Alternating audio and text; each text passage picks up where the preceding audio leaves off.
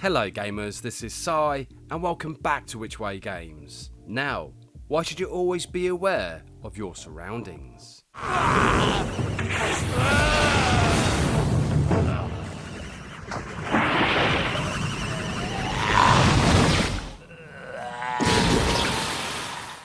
Now that looks like it hurt, and with that being said, let's get on with the video.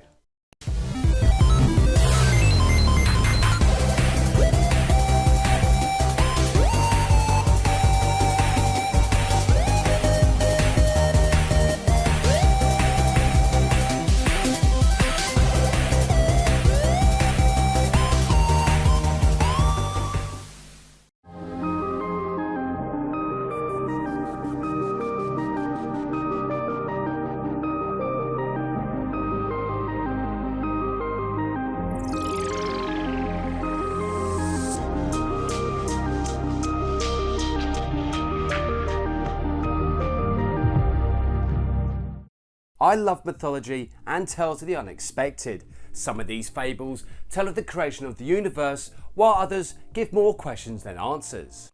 Interesting. Indeed. Despite there being hundreds if not thousands of tales from all over the world, the land of the rising sun, Japan, is renowned for its stories involving dragons, creatures from beyond, and the honor-bound samurai.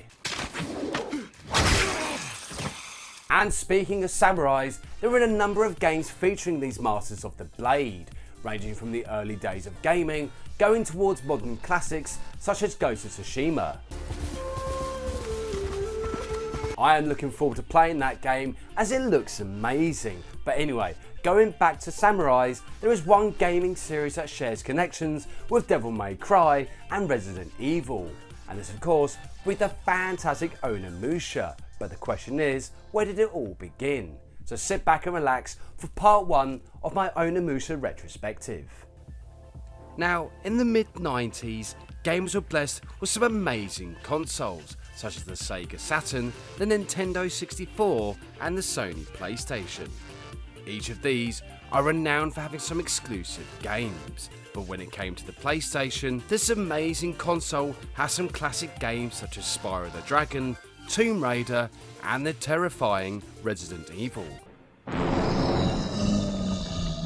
Now Resident Evil have been inspired by the game Sweet Home, and with this mix of atmospheric gameplay as well as puzzle solving, Capcom's zombie survival game was an instant hit with gamers. Whoa, whoa, whoa. It was from the success that video game designer Yoshiki Okamoto had an idea of creating a Resident Evil game, but having it set in the Sengoku period of Japan's history. You don't say. With a rich history filled with some memorable characters that helped shape Japan's history, Okamoto wanted to retell some of their greatest escapades, but with a supernatural element. This idea of combining Japanese history with the supernatural was a unique approach and a perfect setting for the action-adventure genre. Development for Onimusha began on the Sony PlayStation, and maintain the core dynamic of gameplay that the Resident Evil series was known for.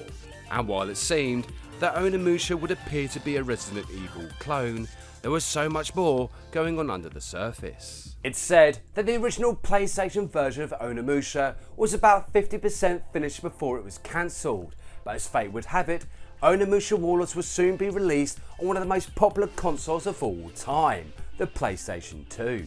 Well, hello, Mr. Fancy Pants. With its pre-rendered backgrounds, games would be taken back to the Sengoku period of Japan, which would allow gamers to travel to the different areas of the country, confronting many different enemies who are ready to defeat Samanosuke in battle. Starting out, gamers would have a standard katana, but throughout gameplay, other weapons would be obtained that had an elemental property to them, and it does make me wonder what kind of power the Master Sword would have if it appeared in Onimusha Warlords. That's cute. Not only was Onimusha filled to the brim with a variety of enemies, but this classic game was also jam-packed with plenty of puzzles to confuse gamers. Some of these puzzles were easy while others were hard, but for some gamers, nothing compares to the sheer confusion of the Water Temple from The Legend of Zelda: Ocarina of Time. When released, Onimusha Warlords was highly popular with gamers, and from this popularity, a sequel would surely follow, And as predicted, the gaming world will be blessed with Onimusha 2 Samurai's Destiny. But this time around, gamers would take control of the Samurai Jubei Yagyu. Now, there are many tales about the Samurai Jubei Yagyu, including his frequent disappearances throughout history, and such was the mystery surrounding the legendary samurai that he became the basis of Jubei Kibagami from the Ninja Scroll series.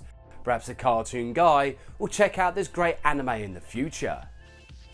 Strange. Usually he appears whenever you mention his name. Once again, gameplay followed the same style as its predecessor. However, this time around the focus was on a more story-driven game, where Jubei would encounter various allies on his adventure. Now, depending on the actions of the gamer, this would determine which of these sub-characters would help Jubei on his quest. But the question is, who is the best ally? All in all, when it comes to the first two games of the Onimusha franchise, gamers are blessed to have two instant classics for their collection. And while Onimusha Warlords is the first in the series, Onimusha 2 improved on so many aspects of the original. Whichever of these two games that gamers choose to play, there is certainly no disappointment found. But what of the other games within the franchise? Well, we're waiting. Anyway, come back next time for part 2 of my Onimusha Retrospective, and how a famous French actor found his way into the amazing franchise. Thank you so much for watching, and see you next game.